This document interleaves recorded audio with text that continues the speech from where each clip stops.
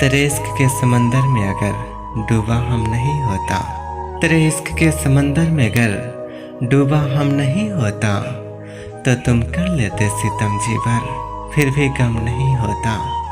और अब कहते हो कि रह कर देखो तन्हा कुछ पल, तुम भी भूल जाओगे।